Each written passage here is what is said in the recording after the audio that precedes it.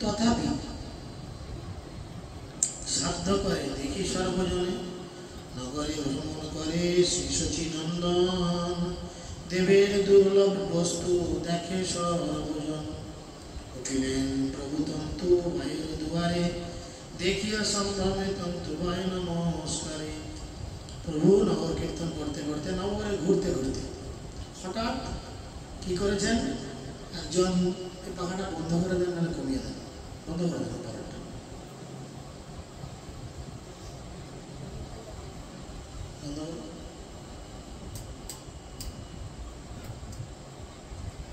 তো ওকে ঘোরাতে হবে না, তা হয়ে গেল। তো শচীনন্দন গৌরহরি তিনি ভ্রমণ করছেন, চতুর্দিকে ঘুরে বেড়াচ্ছেন, বলে দেবতাদের দুর্লভ এই দর্শন সবাই লক্ষ্য করেছেন। এবং লক্ষ্য করতে করতে কি হচ্ছে, তিনি ঘুরতে ঘুরতে একদিন কি করলেন না, একজন তন্তুবায়ের দুয়ারে গিয়ে উঠলেন। তন্তুবাই মানে যারা তাঁতের শাড়ি বিক্রি করে, তাঁতের শাড়ি বোনে বা বিক্রি করে।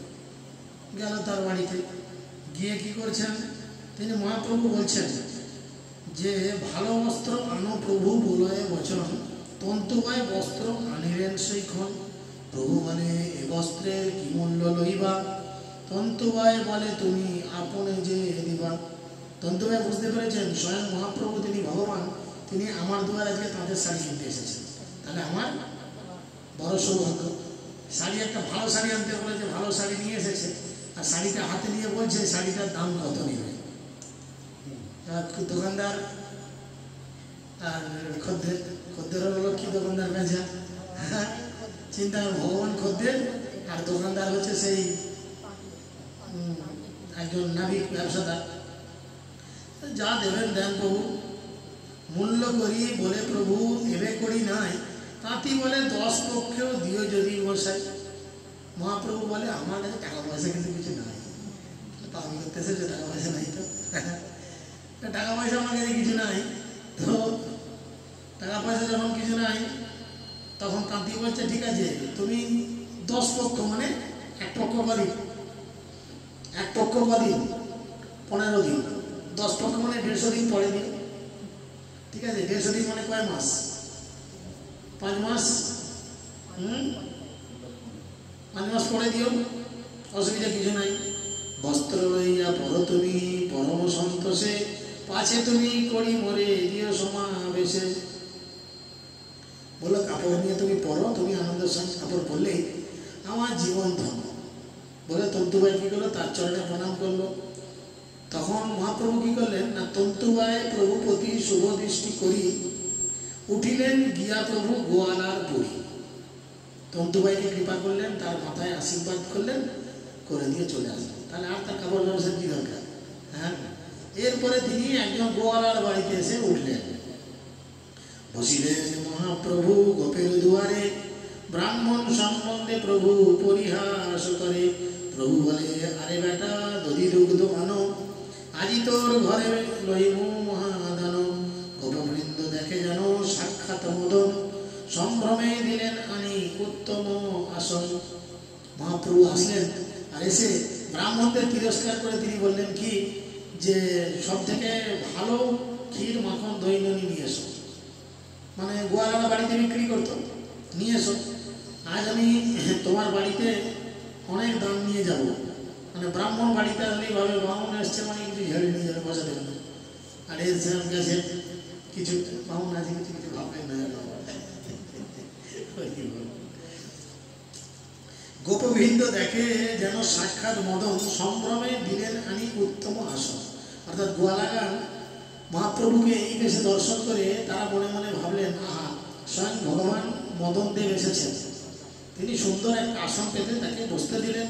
প্রভু সঙ্গী গোপগণ করে পরিহাস, মামা মামা বলি সবে করে সংবাস। কেউ বলে চলো মামা ভাত খাই গিয়া, কোন গোপ কান্দে করি যায় ঘরে লইয়া। কেহ বলে যত ভাত ঘরে দো আমার, পূর্বে যে খাইলা মনে নাই কো তোমার। গয়লারা কি বলছে, বলে মামা। কেন বলছে মামা, কেন মামা বলছে? অনেক সময় মামা বাড়িতে ভাগনাকে আদর করে মামা বলা হয়, অনেক ক্ষেত্রে বলে। সেই জন্য মহাপ্রভু পূর্বলীলায় যখন কৃষ্ণ ছিলেন গয়লাদের বাড়ি থেকে চুরি করে করে খেত।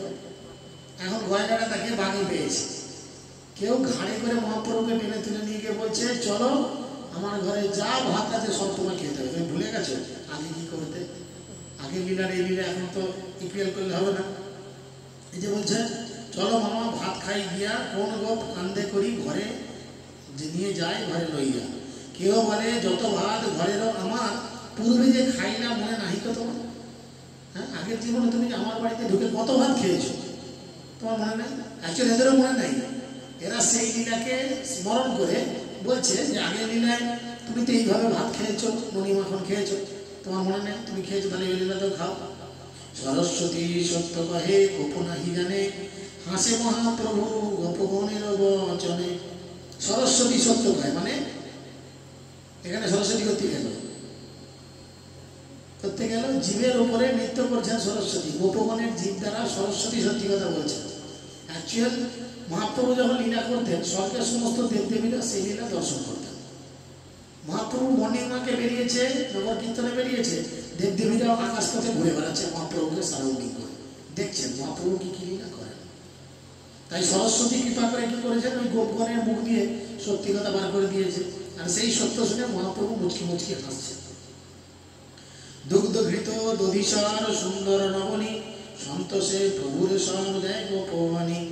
তখন সমস্ত গোপরা মহাপ্রভুর ইচ্ছা অনুযায়ী কি করলেন, দুগ্ধ মানে দুধ, ঘি, দই, সর, নবনী মানে হচ্ছে মাখন ইত্যাদি সব কিছু সুন্দর সুন্দর জিনিস এনে প্যাকেট করে মহাপ্রভুকে দিলেন। বুঝে গেল? এবার মহাপ্রভু ওখানে সবাইকে কৃপা করলেন, ছোট ছোট কৃপা হচ্ছে। এবারে চলে গেল গন্ধবণিকের বাড়ি। সেখানে কি হয় দেখি। গন্ধবণিক মানে যে সেন্টের ব্যবসা করে, পারফিউমের ডিলার। বুঝে গেল? গোয়ালা কুলে রে প্রভু প্রসন্ন করি হইয়া, গন্ধবণিকের ঘরে গিয়ে উঠিলেন গিয়া। সম্ভ্রমে বণিক করেন চরণে প্রণাম, প্রভু বলে আরে ভাই ভালো গন্ধ আন। ভালো গন্ধ আনো, তোমার কাছে কি কি গন্ধ আছে? দিব্য গন্ধ বণিক আনিল ততক্ষণ, কি মূল্য লইব বলে শ্রী শচী নন্দন। তখন সে কি করলো, খুব সুন্দর একটা গন্ধ নিয়ে আসলো, আর নিয়ে এসে মহাপ্রভুকে সেন্ট পরীক্ষা করালো। যখনই সেন্ট পরীক্ষা করালো কি হলো, মহাপ্রভু জিজ্ঞেস করলো গন্ধ শুনে, গন্ধটা খুব সুন্দর, তুমি বলো কত করে নেবে। দোকানে আমরা সেন্ট কিনতে গেলে কি করি, একটু হাতে স্প্রে করে নিয়ে শুকে দেখি না গন্ধটা ভালো না খারাপ। সেরকম মহাপ্রভু দেখবে যে খুব ভালো গন্ধ, কত নেবে তুমি বলো। বণিকে বলায় তুমি জানো মহাশয়, তোমার স্থানের মূল্য কি নিতে যুক্ত হয়। আজি গন্ধ পরিঘরে দাও তো ঠাকুর, কালী যদি গায়ে গন্ধ থাকায় প্রচুর। ঠাকুর তোমার কাছ থেকে গন্ধের কি মূল্য নেবো, তুমি আজকে গায়ে মেখে নিয়ে যাও, কাল যদি তোমার গায়ে গন্ধ থাকে তাহলে কি হবে, ধুইলেও যদি গায়ে গন্ধ নাই ছাড়ে, তবে করি দিও মোরে যে চিত্ত করে। চান করার পরে যদি তোমার গা থেকে গন্ধ না যায়, তাহলে পরের দিনে এসে তোমার মনে যে টাকা দেওয়ার ইচ্ছা থাকবে সে টাকাই দিও। এমন দোকানদারগুলো কি সুবিধা হলো। হ্যাঁ, এত বলি আপনে প্রভুর সর্ব অঙ্গে, গন্ধ দেয় বণিক না জানি কোন রঙে। এই বলে সে কি করেছে, সারা শরীরে স্প্রে করে দিল মহাপ্রভু, গন্ধ স্প্রে করে দিল। সর্বভূত হৃদয়ে আকর্ষয়ে সর্বমন, সেই রূপ দেখে মুগ্ধ নয় কোন জন। বণিকের অনুগ্রহ করি বিশ্বম্ভর, উঠিলেন গিয়া প্রভু মালাকার ঘর। একে কৃপা করলো তার সেন্ট নিয়ে, এরপরে মালাকার ঘরে গেল। বুঝে গেল? মালাকার ঘরে গেছে, পরম অদ্ভুত রূপ দেখি মালাকার, আদরে আসন দিয়া করে নমস্কার। প্রভু বলে ভালো মালা দেহ মালাকার, করি পাতি লাগে কিছু নাহি কো আমার। আমাকে একটা ভালো এরকম মালা দাও, কিন্তু ও টাকা পয়সা নেই, তুমি এসছে দেবে। কারণ এই কথা শুনেছে, সিদ্ধ পুরুষের প্রায় দেখি মালাকার, মালি বলে কিছু দায় নাহি কো তোমার। মালাকার বলে কি, তোমাকে কিছু দিতে হবে, তুমি যে আমার বাড়ি এসেছো, তোমার চরণধরি পড়েছে, এটি আমার জীবন ধন্য। এই বলে মালাকার কি করলো, এত বলি মালা দিল শ্রীপ্রভুর অঙ্গে, হাসে মুখে মহাপ্রভু সর্বপড়ুয়ার সঙ্গে গলায় মালা দিতে, মহাপ্রভু গলায় মালাটা নিয়ে একটা মিষ্টি স্মাইল দিয়ে আশীর্বাদ করলেন। এরপরে আসলেন কোথায়? তাম্বুলির ঘরে। আজ গোটা পাড়া কৃপা করতে পেরেছে মহাপ্রভু, বুঝে গেল। মালাকার প্রতিপ্রভু শুভ দৃষ্টি করি উঠিয়া তাম্বুলি ঘরে গেল গৌর হরি। তাম্বুলি দেখো রূপ মদন মোহন চরণের ধুলি লই দিলেন আসন। তাম্বুলি বলয় বড় ভাগ্য সে আমার, কোন ভাগ্যে আইলা আমার ছাড়েরও দুয়ার। এত বলি আপনেই পরম সন্তোষে দিলেন তাম্বুল আনি প্রভু দেখি হাসে। দেখো তাম্বুলি মানে হচ্ছে পান, মানে পান সাজিয়ে এলাম একজনের বাড়িতে। সবই যখন হলো পান টাকানো বাড়ি থাকে, তার বাড়িতে গেছে বলে বড় ভাগ্য আমার তুমি এসেছো, পান খাও তাহলে এসেছো যখন। আমি সুন্দর করে একটা পান সেজেছি। প্রভু বলে করিবি না কেন বুয়া দিলা, তাম্বুলি বলয় চিত্তে হেনই লইলা। মহাপ্রভু পানটা মুখে ঢুকিয়ে দিয়েছে, চিবুতে চিবুতে বলছে আচ্ছা পয়সা না নিয়ে কেন পান দিলে বলে দিদি বাবু, আর তুমি খেলে কেন বাবু? হ্যাঁ তুমি খেলে কেন, তুমি তো ঝেড়েই খেতে এসছো দেখছিস আমার কাছ থেকে আছে, এরকম কি পান? তো তাম্বুলি বলে ঠিক আছে, মনে হলো তাই দিয়েছি, খাও। হাসে প্রভু তাম্বুলির শুনিয়া বচন, পরম সন্তোষে করে তাম্বুল চরবন। তাম্বুলির কথা শুনেছে, পয়সা দেবে দেবে না দেবে না ছিল। মহাপ্রভু হাসেন আর পরম সন্তোষে, মানে খুব আনন্দের সঙ্গে পান চিবাচ্ছে, যেমন চুইনকাম চিবায় ছেলেরা, সেটা পান চিবাচ্ছে, বুঝা গেল। দিব্য পর্ণ কর্পূরাদি যত অনুকূল শ্রদ্ধা করে দিল তার নাহি নিল মূল।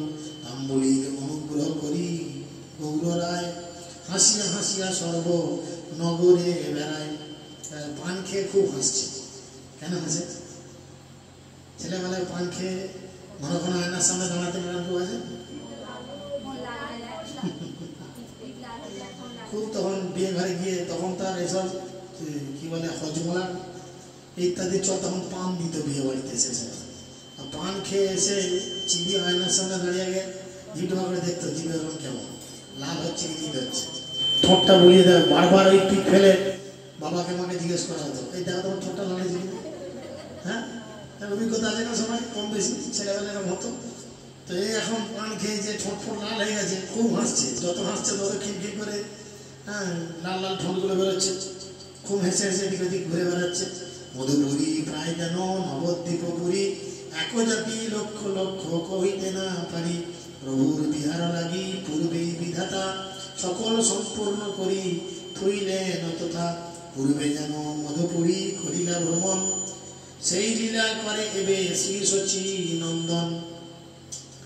অর্থাৎ মধুপুরী ভ্রমণে কৃষ্ণ একবার এরকম লীলা করেছিল, তাম্বুল লীলা করেছিল। প্রচুর পান খেয়েছিল, মুখ লাল করেছিল, আর পানের পিক চতুর্দিকে ফেলতে ফেলতে এসেছিল। আর সেই পিকের দিব্য গন্ধে যারাই মাতোয়ারা হয়েছে, যারাই গ্রাম নিয়েছে, তারাই কিন্তু ভগবানের ধাম প্রাপ্ত হয়েছে।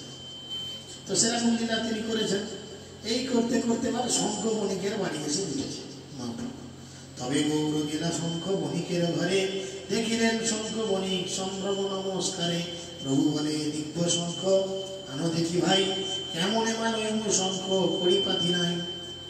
সব জায়গায় যাচ্ছে, কি বলছে টাকা নাই কিন্তু মাল কিনতে আমি ঢুকছি, সঙ্গে নিয়ে আসো কিন্তু বাবু আমার কাছে টাকা পয়সা নেই। ভালো কথা। দিব্য শঙ্খ শাঁখারি আনিল সেই ক্ষণে, প্রভুর শ্রীহস্তে দিয়া করিল প্রণাম। শঙ্খ ওই ঘরে তুমি চলহ বসাই, পাছে করি দিও না দিয়েও দায় নাই। সুন্দর একটা শাঁখ মহাপ্রভুর হাতে ধরিয়ে দিয়ে বলল, এই শাঁখ তুমি রাখো, পয়সা দিতে হবে। হাই ভাই ব্যাপার। এখন মমতা ব্যানার্জি যদি আপনার দোকানে এসে এক গ্লাস চা খায়, আপনি চায়ের দাম দিতে পারবেন? দিদি তো চা চাপিয়ে মেয়েকে থাকে বেশি। সেই জন্য এখানে তিনি বলছেন, এই মতো নবদ্বীপে যত নাগরিয়া, সবার মন্দিরে প্রভু বলেন ভ্রমিয়া। সেই ভাগ্য অদ্যপি নাগরিকগণ পায় শ্রী চৈতন্য নিত্যানন্দের চরণ। এইভাবে মহাপ্রভু সেই দিনে বহু মানুষকে এইভাবে কৃপা করেছেন। তবে ইচ্ছাময় গৌরচন্দ্র ভগবান, সর্বজ্ঞের ঘরে প্রভু করিল পয়ান। দেখিয়া প্রভুর তেজ সেই সর্বজন, বিনয় সম্ভ্রম করি করিনা প্রণাম। প্রভু বলে তুমি সর্ব জানো ভালো শুনি, বলো দেখি অন্য জন্মে কে ছিলাম আমি। সর্বজান্তা একজন আছে, সে হাত দেখে আছে, মহাপ্রভু তাকে বলতো সর্বজান্তা। দোকানে বলবেন যে হাত দেখে থাকে সর্বজান্তা, পরের দিন থেকে আসবে না। মহাপ্রভু তাকে গিয়ে বলতো সর্বজান্তা আমার হাতটা একটু দেখে বলো তো আগের জীবনে আমি কে ছিলাম, এবার নাও ঠেলা কিরকম। প্রভু বলে তুমি সর্ব জানো ভালো শুনি, বলো দেখি অন্য জন্মে কে ছিলাম আমি। ভালো ভালো বলি সর্বজ্ঞ সুকৃতি চিত্তে মনে, জপিতে গোপাল মন্ত্র দেখে শিক্ষণ। তখন সে কি আরম্ভ করলো, মহাপ্রভুর হাত পেয়েছে, হাত দেখে দেখতে আরম্ভ করলো, গোপাল মন্ত্র জপ করে। এবার যখনই হাত নিয়ে দেখছে, মহাপ্রভুর হাত মানে কার হাত? স্বয়ং ভগবানের হাত। ভগবানের হাতে 19টা চিহ্ন হাতে পায়ে রয়েছে। কি কি দেখছে? শঙ্খ চক্র গদা পদ্ম চতুর্ভুজ শান, শিবৎস কৌস্তব বক্ষে মহার্যতির ধাম।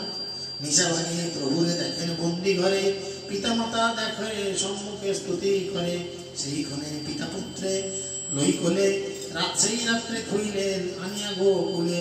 পুনঃ দেখো মোহন বিভুজ দিগম্বরে, কোটিতে কিঙ্কিনি নব অনিত দুই করে। কত সুন্দর কথা বলছে না? সে দেখছে কি চতুর্ভুজ রূপ, শঙ্খ চক্র গদা পদ্ম সমন্বিত চতুর্ভুজ রূপ, বুকে শিবৎস চিহ্ন কৌস্তব মণি ঝুলছে, তার থেকে দিব্য একটা আলো বেরোচ্ছে। আর কি দেখছে? পিতা মাতা সন্তানকে সামনে রেখে স্তুতি করছে। মানে কোন সিন দেখছে? কোন সিন? কংসের কারাগারে যখন কৃষ্ণ আবির্ভূত হয়েছে, আবির্ভূত হওয়ার পূর্বে দেবকী বাসুদেব তার চরণে প্রণাম প্রার্থনা জানিয়েছিল। এক ধরনের একটা মণি পাথর, যেটা কৃষ্ণ পেয়েছিলেন যুদ্ধ করে। ভাগবতমের 10ম স্কন্ধে সম্ভবত 39 না 41 নম্বর অধ্যায়ে বর্ণনা রয়েছে এই মণি কিভাবে কৃষ্ণের আকারে আসে। পরবর্তীকালে এই মণি চুরি হয়ে যায়, চুরি হয়ে গিয়ে এই মণি নিজের গলায় ঝুলিয়ে রেখে সে নিজেকে কৃষ্ণ বলে ঘোষণা করেন। সেটা 88-89 নম্বর অধ্যায়ে রয়েছে ভাগবতমের 10ম স্কন্ধে। আর কি দেখছে? যে তারা পিতা পুত্রকে কোলে নিয়ে সেই রাত্রে গোকুলে আসছে, বাসুদেব যেভাবে এনেছিল। আবার কি দেখছে? যে পুনঃ দেখে মোহন দ্বিভুজ দিগম্বর। দ্বিভুজ মানে দুটো হাত, দিগম্বর মানে উলঙ্গ। ছোট্ট প্রভুকে দেখছে উলঙ্গ। আর কি দেখছে? কোটিতে কিঙ্কিনি মানে কোমর ঝাপটা বাঁধা রয়েছে, ঠিক আছে। নবনীত 2 কর, নবনীত মনে হচ্ছে মাখন, 2 হাতে মাখন, উলঙ্গ অবস্থায়, কোমরে একটা কোমর ঝাপটা বা বিছে সব বলে না, এইসব বাঁধা থাকে, বাঁধা রয়েছে। সেরাম দেখছে। নিজ ইষ্ট মূর্তি যাহা চিত্তে অনুক্ষণ, সর্বক্ষ দেখেন সেই সকল লক্ষণ। পুনঃ দেখে ত্রিভঙ্গি মুরলী বদন, চতুর্দিকে যন্ত্র গীত গায় গোপীগণ। তিনি নিজে যে ভগবানের ধ্যান করতেন, সেই ভগবানকে তিনি সামনে দেখছেন।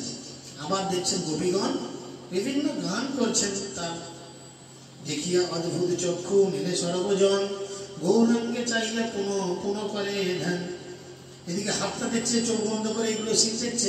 আবার একবার চোখ খুলে মহাপ্রভুর মুখটা দেখছে, যে এইটাই সেই লোকটা, কি ব্যাপার, কি দেখছি। সর্বজ্ঞ কহে শুনো শ্রী বালগোপাল, কে আছিলা বিজয় এই দেখাও সকাল। তবে দেখো ধনুর্ধর দুর্গা দলসান, বিরাসনে প্রভুরে দেখায় সর্বজন। পুনঃ দেখে প্রভুরে প্রলয় জল মাঝেও, অদ্ভুত বরাহ মূর্তি দন্তে পৃথিবী সাজ।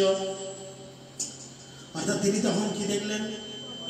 বরাহ অবতার রূপে ভগবানকে দেখালেন।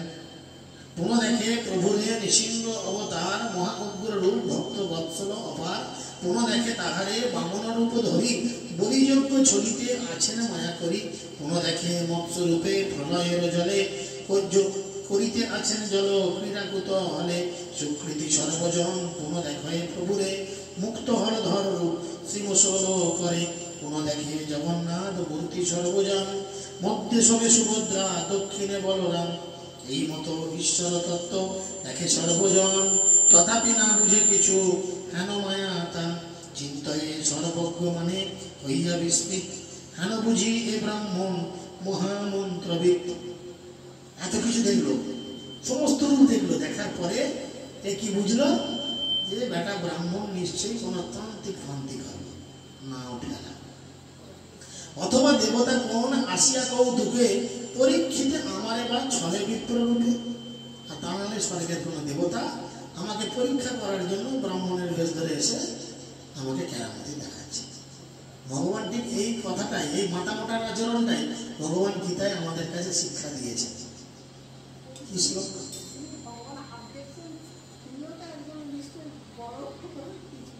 বড় কই, ওইটাই তো গীতাতে বলেছে। আমি তো সেই শ্লোকটাই শুনতে চাইছি। গীতায় ভগবান বলেছেন যে এরকম মাতামোটার মতনই আচরণ হবে কলিযুগের মানুষের। কি সেই শ্লোক বলেন? গীতা পাঠরত অনেকেই আছেন, বলেন বলেন, ঝরঝর বলেন। একে অপরের মুখের দিকে না থেকে নিজে বলার চেষ্টা করেন নাকি?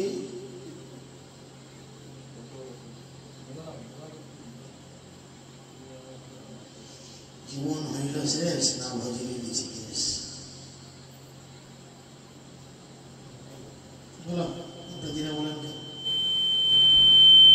ভগবান শ্রীকৃষ্ণ বলছেন নাহং প্রকাশং সর্বস্ব যোগ মায়া সমানকৃত।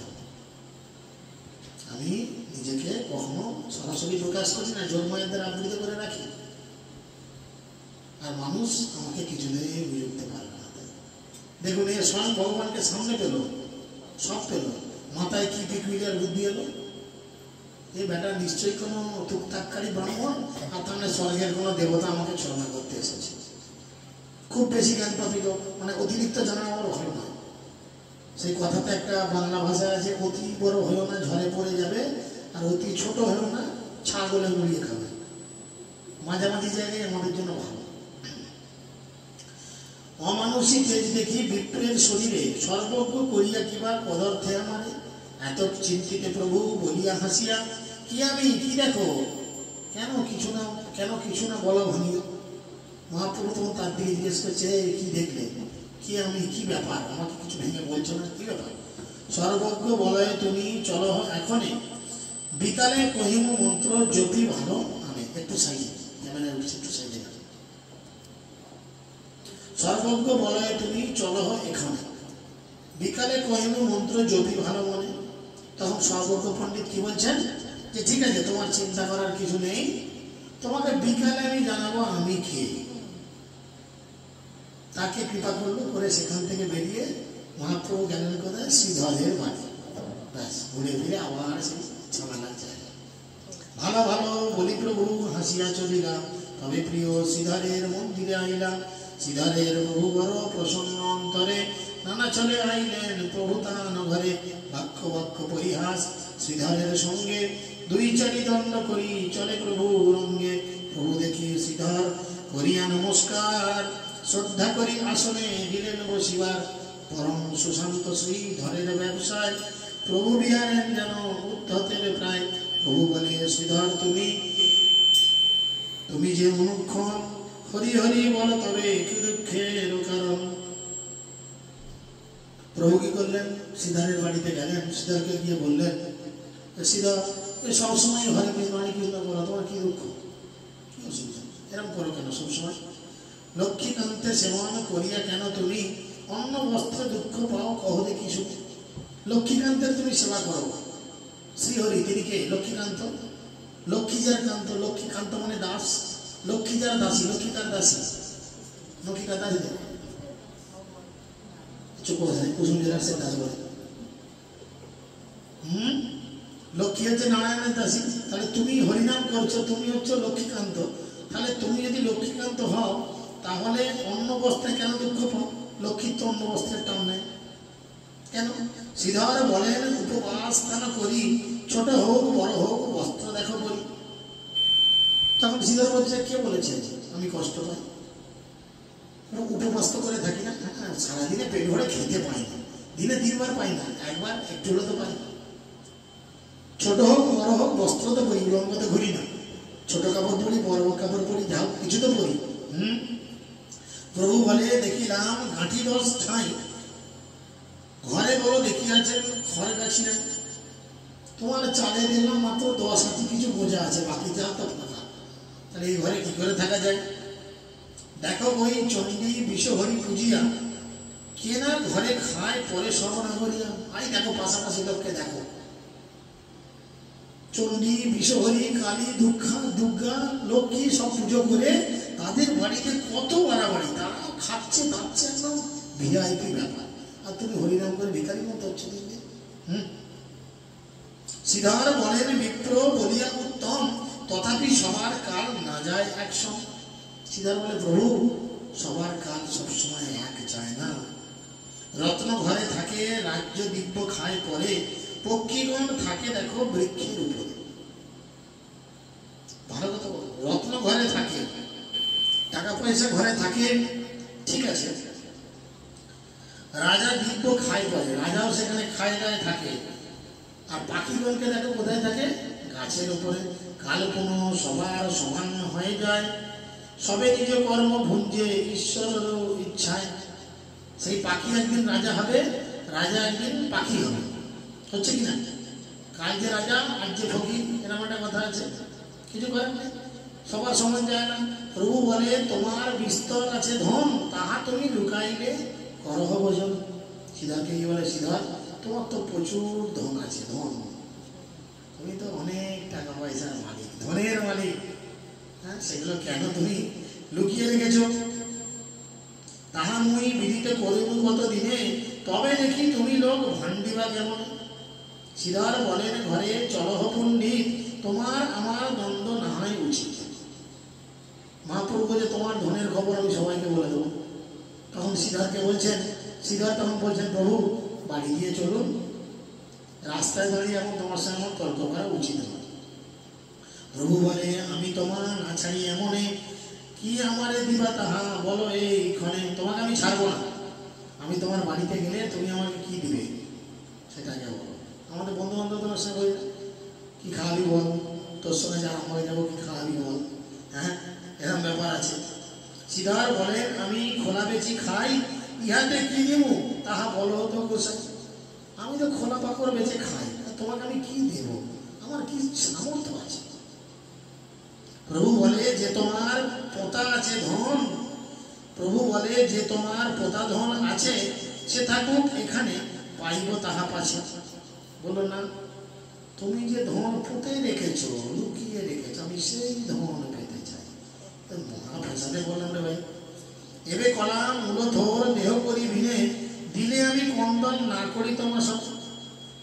মনে ভাবে শ্রীধর উদ্ধত বিপ্র বড়, কোন দিন আমারে কিলায় পাছে ধরো। উদ্ধব ভাবে বড় একটা বেয়ারা খদ্দের, কারাকারি তো করে, আবার আমাকে দু চারটা চা ভরে দেওয়া মারি, যদি আমি কম দামে মাল না দিই। চিন্তা করো কেমন দোকানদার আর কেমন খদ্দের। করি বিনা প্রতিদিন মারিলেও ব্রাহ্মণরে কি করিতে পারি, করি বিনা প্রতিদিন দিবারেও না। এ তো বেশিরভাগই আমার কাছ থেকে ধারে মাল খেয়ে যায়, আমাকে মারে, কিন্তু আমি কি আর বামুন ঠাকুরকে মারতে পারি? এটা তো ঠিক নয়। কিন্তু কি করি, আমারও ব্যবসা, বৌনি তো করতে হবে। দোকানে ঢুকে সকালে যদি বলে ধারে মাল দাও, বিক্রি করবেন কেউ? বলে তথাপিও বলে চলে যে নয় ব্রাহ্মণ, সে আমার ভাগ্যে বটে দিব প্রতিদিন। চিন্তিয়া শ্রীধর বলে শোনো গোসাই, কড়ি পাতা তোমার কিছু দাঁড়ায় নাই, তোর কলা মূল খোলা দিব ভালো মনে, তবে আর কন্দন না করো আমার আসনে। বলো ঠিক আছে প্রভু, আমি আগামী দিন থেকে তোমাকে তোর কলা মোচা যে আমি বিক্রি করি, তুমি এলেই দিয়ে দেবো, আমার সঙ্গে অশান্তি তুমি করো নি বাবু। প্রতিদিন এই দোকান থেকে উঠে 2 বোঝা কলা হাঁটি তুলে নিয়ে চলে গেল 1/2 কিলোমিটার ধরে, এই দোকান ছেড়ে তার ভিতরে ছুটছে, পাতা দাও পাতা দাও পাতা দাও। তুমি আসবে, ওই যেমন মস্তানকে ভেট দেয় সেরকম ভেট দিয়ে দেবো, বা তুমি নিয়ে চলে যাবো, আমার দরকার নেই, ঝামেলা। প্রভু বলে ভালো ভালো আর দ্বন্দ্ব নাই, তবে তোর কলা মূল পাই, ভালো যেন পাই। শ্রীধরের খোলায় নিত্য করেন ভোজন, শ্রীধরের তোর কলা মূল শ্রী ব্যঞ্জন। শ্রীধরের কি ভাগ্য, তার কলা পাতায় প্রতিদিন মহাপ্রভু খায়। শুধু তাই নয়, তার থোর মূলা যা বিক্রি করে সেই দিয়ে তরকারি হয়, প্রভু সেটা প্রতিদিন পায়। শ্রীধরের গাছে যেই লাউ ধরে চালে, তাহা খায় প্রভু দুগ্ধ মরিচের ঝালে। শ্রীধরের একটা লাউ গাছে লাগিয়েছে, সামনে দিলাম বলে একটা মাছ ধরেছে মহাপ্রভু, তাকেও কেটে নিয়ে চলে গেছে। ওই যে দুধ দিয়ে আর এই গোলমরিচের ঝাল দিয়ে কি করে কি খাইয়েছে, খেয়ে নিয়েছে, এরকম অবস্থা। প্রভু বলে আমারে কি বাসহ শ্রীধর, তাহা কহিলেই আমি চলে যাই ঘর। তখন বলো শ্রীধর তুমি কি আমায় সত্যি ভালোবাসো, যদি তুমি সত্যি আমাকে ভালোবাসো আমি যেন ঘর চলে যাচ্ছি, আমি তোমায় জ্বালাতন করবো, তুমি ওকে বলো। আচ্ছা যদি ভালো না বাসে জিনিসগুলো কি এইভাবে দেয় কেউ? হ্যাঁ, ভালোবাসে বলি তো জিনিসগুলো এইভাবে দেয়, মারপিট করুক যাই করুক তাকে দিতে চায়। শ্রীধর বলেন প্রভু বিপ্র বিষ্ণু অংশে, প্রভু বলে না জানিলা আমি গোপ বংশে। তখন শ্রীধর বলল আরে প্রভু তুমি হচ্ছে বিপ্র বংশ, মানে তুমি হচ্ছে ব্রাহ্মণের বংশ। মহাপ্রভু বলে না না আমি হচ্ছি গোয়ালার বাচ্চা, নৌ তো আগে জীবনে চলে গেছে। তুমি আমার দেখো যে ব্রাহ্মণ ছওয়াল, আমি আপন আরে বসি যাই না গোয়াল। আসেন শ্রীধর শুনি প্রভুর বচন, না চিনিল নিজ প্রভু মায়ারও কারণ। প্রভু বলে শ্রীধর তোমারে কহি তত্ত্ব, আমা হইতে তোমার সব গঙ্গার মহাত্ম। শ্রীধর বলেন হে পণ্ডিত নিমাই, গঙ্গা করিয়াও কি তোমার ভয় নাই? তুমি যে গঙ্গা করলে, ব্রাহ্মণ অবতারে তুমি গঙ্গা করলে, করলো কিনা? এক পায়ে যখন স্বর্গমর্ত পাতা নিতে গেল, কারণ সমুদ্র মানে আবরণ ফেটে গিয়ে গঙ্গার উৎপত্তি হলো, ব্রহ্মা কমণ্ডলী করে জল দিলেন, সেই গঙ্গা তীব্র গতিতে নেমে আসলো পৃথিবীর বুকে, শিব মাথায় ধারণ করে তার স্পিড কমালো, কমিয়ে অনেক ধীর গতিতে আমাদের ভগীরথের মাধ্যমে পৃথিবীর বুকে ছাড়লো। বললো এই গঙ্গায় ঝামেলা করো, তোমার কি ভয় নাই? বয়স বাড়িলে লোক কথা স্থির হয়, তোমার চাফল্য আরো দ্বিগুণ বাড়ে। লোকে বলে বড় হলে শান্ত হয়, আর তুমি যত বড় হচ্ছ তত কি হচ্ছে, তোমার বদমাইশের ঝামেলা বাড়ছে। এই মতো শ্রীধরের সঙ্গে রঙ্গ করি আইলেন নিজে গৃহে শ্রী গৌরাঙ্গ শ্রীহরি। এইভাবে শ্রীধরের সঙ্গে রঙ্গ করে তিনি কি করলেন, তিনি নিজে গৃহে এসে ফিরে আসলেন। এসে তিনি পরবর্তী দিনে আমরা শুনবো তিনি এবার তার মাকে কৃপা করবেন, কিভাবে মাকে তার ঐশ্বর্য প্রদান করেন। হরে কৃষ্ণ কৃষ্ণ কৃষ্ণ হরে হরে, হরে রাম রাম রাম হরে। আলোচিত বিষয় কোনো প্রশ্ন?